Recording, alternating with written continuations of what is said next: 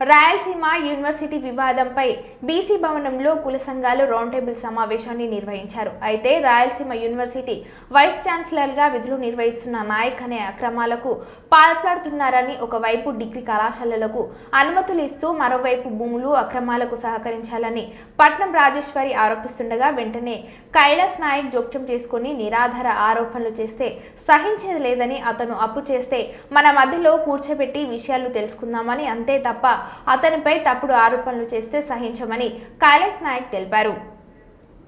Voice ఇవ్వడానికి కూడా లేనట్లా రేపు ప్రోగ్రామ్ ఉండగా ఈరోజు మేము అన్ని రెడీ చేసుకుంటుంటే చివరికి అడ్డగడ్డ భారీగా ప్రయత్నం చేసినాం, మమ్మల్ని ఇబ్బంది చేయాలని. అయినా పోలీస్ కంప్లైంట్ ఇద్దాం, కావాల్సి మనం ప్రైవేట్ కేసులు ఇద్దాం, కానీ మీడియా ద్వారా కానీ పంచాయతీల ద్వారా కానీ బయటకు పెట్టకూడదు అంటున్నాను నేను. ఆయన మన వైపు మార్చుకుందాం. ఏమంత దూరంలో చేసిన కూడా ఆరోపణలు వస్తాయి.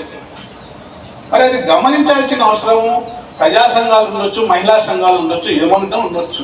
మనవాడు మనకు ఎవడు ఆర్డర్ ఇవ్వాల్సిన పని లేదు. ఖచ్చితంగా ఒక టైం తీసుకుందాం, టీకా నాయకుని కూర్చోబెట్టుకుందాం. ఎందుకు సార్ నువ్వు ఇట్లా చేస్తున్నాను, ఎస్సీ ఎస్టీల మీద బీసీల మీద ఏం నీకు ఈ కక్ష, ఎందుకు నీ మీద అంత ఆరోపణలు వస్తాయి నేను అడుగుతా.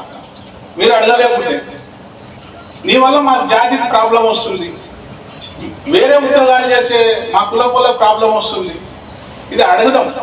కానీ ఇప్పుడున్న సోషల్ మీడియాలో ఉండొచ్చు, టీవీలో ఉండొచ్చు. నేను కూడా ఇప్పుడు రేపు ప్రెస్ మీట్ పెట్టి వీళ్ళు చెప్పేదంతా మోసము, వీళ్ళు ఒక ₹1 కోటి డిమాండ్ చేసినారు, ఆయన ఇయ్యనందుకు ఇట్లా మాట్లాడుతున్నారు నేను చెప్పొచ్చా? చెప్తున్నా రాదు. ఎందుకంటే మాకు బాధ్యత ఉంది, మేమంతా ఒకటి. ఎక్కడెక్కడో ఆయన ఏదో ఒక పెళ్లి చేస్తారు, ఆడికి వస్తా నేను వాడి కూడా తెలియదు నాకు.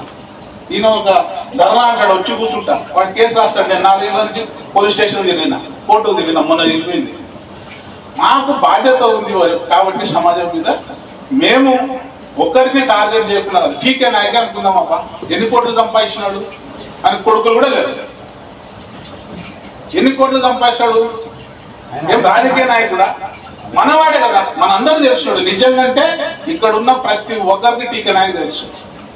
విద్యార్థుల పోరు వల్ల, ఆడ నాన్ టీచింగ్ ఉద్యోగస్తుల ప్రాబ్లం వల్ల నేను ఎవరికొకరికి సపోర్ట్ చేయాల్సి వస్తుంది, చేసి పని ఎవరికొకరికి చేయాల్సి వస్తుంది, పట్నం రాజేశ్వరి ఎవరికొకరికి చేయాల్సి వస్తుంది. నేను కొన్ని సందర్భాలలో ఆమె రాజుగా అంటే కాలే అంటే ఆ ముందు ఆమె దగ్గర ఒక బాధితుడు వచ్చి ఉంటాడు, ఆమెకు ఎవరైతే వచ్చి ఉంటాడో ఆ బాధితునికి ఫుల్ సపోర్ట్ చేస్తుంది ఆమె.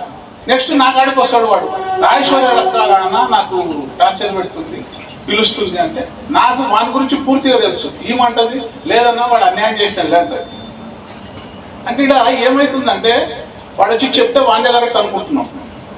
మనవాడు అనేది గమనించి మా తాండా పంచాయతీ చేయాలి. మేము తాండాలో ఒక సిస్టమ్ పంచాయతీ చేస్తాం. ఇప్పుడు కూడా నేను తాలూకా పోలీసులకు